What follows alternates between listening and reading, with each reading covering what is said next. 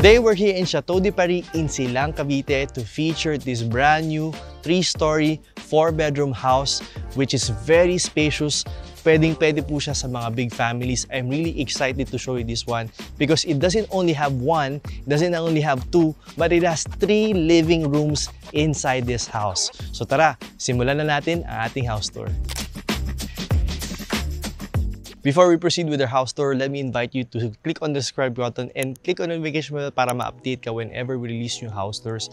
We're also on social media. We have our Facebook and Instagram. Meron na rin po tayong TikTok. Ngayon, this property sits in a lot area of 235 square meters with the floor area of 420 square meters, 3 stories, 4 bedrooms, merong sariling toilet and bath, lahat ng mga kwarto. You have a sala, you have an entertainment room, you have a space or a family area on the 2nd floor. This is a very spacious house. So if you have a big family, this is perfect for you. So let me begin with the exterior tour of the property, beginning with our carport. This can fit your 2 good size or big size SUVs or 2 vehicles. Kasyang-kasya po siya. Now here on the other side, as you can see, ang ganda ng pavement natin. It's very nicely designed and very well thought of, and it's very welcoming yung effect niya. So tara, pasok tayo, akyat tayo dito. As you can see, there's already landscaping. So yung landscaping natin all throughout the house na yan, hanggang palibot yan sa kabilang side. So on this side would be your entertainment, or parang dito ka pwede mag-entertain ng guests. This is wherein you can add more plants, you can improve your landscaping, pero right now meron ka ng landscaping dyan.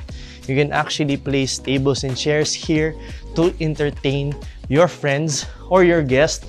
This is actually a very spacious area na pwedeng paglagay ng couch, pwedeng lagay ng lamesa. You can actually put a ceiling fan here.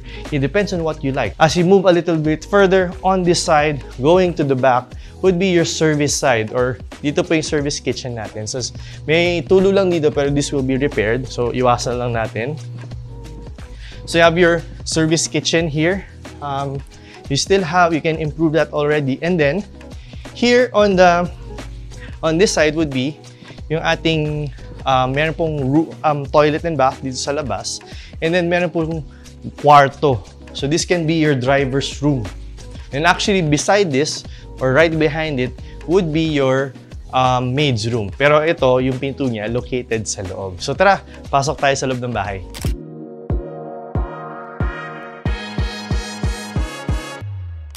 Okay, so let's enter the house. Welcome to this brand new home. Hopefully kayo makabili.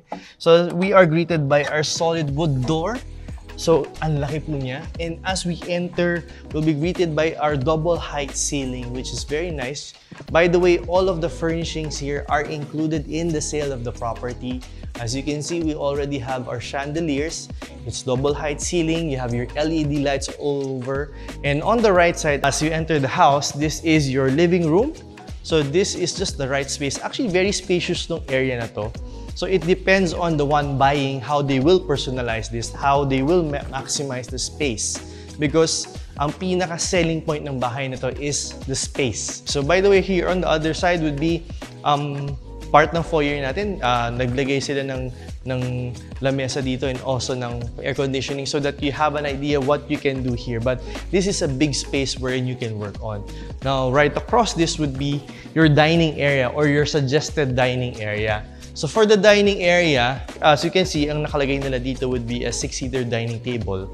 But right now, actually, based on my estimate, kasya po yung 10-seater or even an 8-seater or even a 10-seater. And then right beside would be a lot of storage space. So if you're the type who likes to cook, you're the type who likes to stay in the kitchen and gusto nyo ng sobrang daming storage space, well, this is the one for you. Siyempre, being the new owner, you can add more. Pero this is already good for me. Ako, nagluluto rin ako.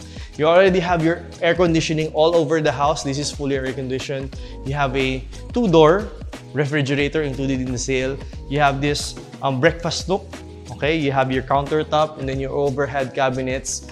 You also have your Hefel range hood, and then you also have a oven and cooktop. You have your sink. Now, right beside here in the kitchen area would be your maid's room. So this is your maid's room. By the way, what I appreciate about this house, yung details natin, yung wood na ginamit. Solid wood yung mga ginamit po dito.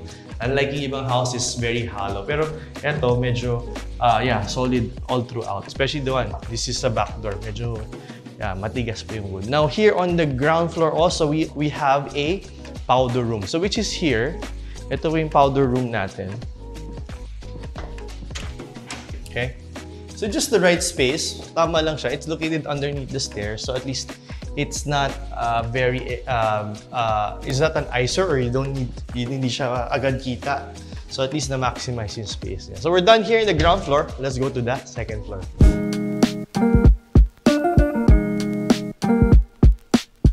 Welcome to the second floor. As you can see, it's very spacious. This second floor has 3 bedrooms. You have a family area and a balcony. Let's begin with the first bedroom of the house. By the way, isang maganda dito, it's a looking over or looking down po yung ating feature. So kasi nga part to ng double height ceiling. So it allows the natural light to come in the house. And then you have that chandelier wherein you can appreciate it. Especially if you have guests over, you can just say hi bago ka bumaba. So here on the second floor, ang flooring pala natin is tile planks. Okay, it's not actually wood, but it's tile. So all of the rooms, may kasama na po siyang mga cabinets. And then all of the lights are LED. And all of the rooms have window type aircon. So yung 3 bedrooms, except for the masters, they are using window type aircon. But itong room na to, since you already have a cabinet, you can actually put a queen size or even a king size bed.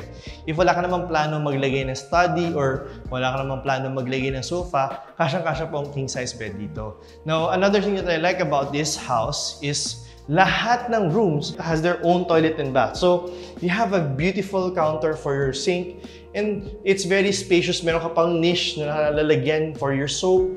So, and it's high ceiling pa rin. So, medyo mataas naman siya. So, let's go to the next bedroom. For the next bedroom, very identical din. Kung may difference in size, konting-konti lang siya.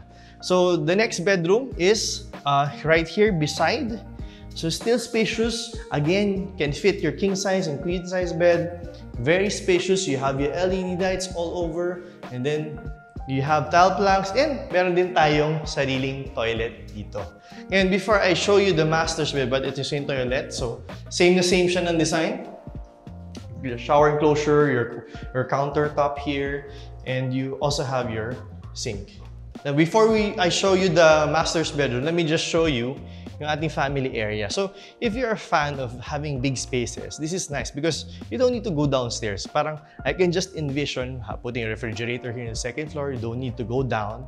And then, having a space here wherein the whole family can meet here in the second floor. So, this is a blank canvas. You can put a sofa, big TV. You can just watch your new movie here, watch your news, watch our YouTube channel. So also, you can open this up and enjoy the afternoons. Okay, so you have a view of the outside. Especially during December or mga cooler months dito sa Philippines, dito sa Silang, malamig po yung hangin because as compared to Nuvali, we're elevated, so the cool air mas nakukuha natin. So let's go to the master's bedroom. I don't know if you noticed, pero yung hallway natin maluwag din. So ang dami nating pwedeng gawin. So if you're the type na less aesthetic, more on space, this is the one for you. So this is the master's bedroom, very spacious master's bedroom. You have a king size bed already here. So if you want to upgrade that to a customized bed na mas malaki, pwede, kasya po siya. And then you still have a lot of space to put a study, you put a day bed or a day sofa wherein you can lie down. And you have big windows to enjoy the view of the outside. And then meron na rin po siyang split type aircon. Now, dito sa ating master's bedroom, we also have a full-size walk-in closet. So, big space, sobrang laki ng moving area. You have cabinets already. You can actually even add more if you would like. And then, meron din tayo dito rin yung access ng ating toilet and bath. Now, the difference between all of the toilet and baths and the masters is bigger shower, you have a bigger space for your sink. Meron tayong his and hers. And they still use the same quality countertop.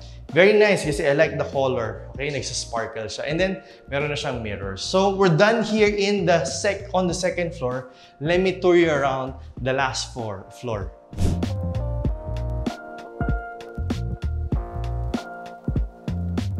Welcome to the third floor, sorry.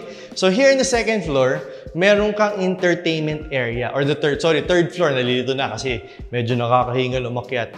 So here on the third floor, you have an entertainment area, very big space, parang as big as a room, na pwede nyo convert to a gym, can be an office. It depends, but it's very spacious. I don't know if you can see it in the camera, but it's very spacious. And dito sa side pa na to, meron ka pang balcony.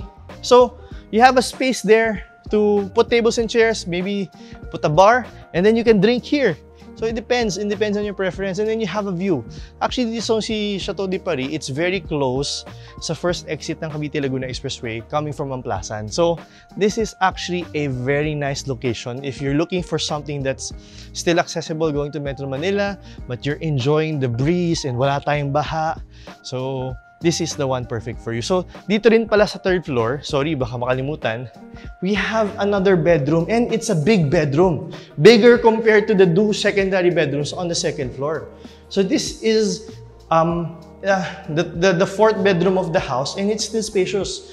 Kasya po ang ating king-size bed. Actually, for some houses, this can be a master's bedroom. So, dito naman sa ating toilet, you have a bigger design. So parang spacious na rin. So you have your toilet, shower here, sink and toilet here. And nandito naman yung shower. So it's very spacious.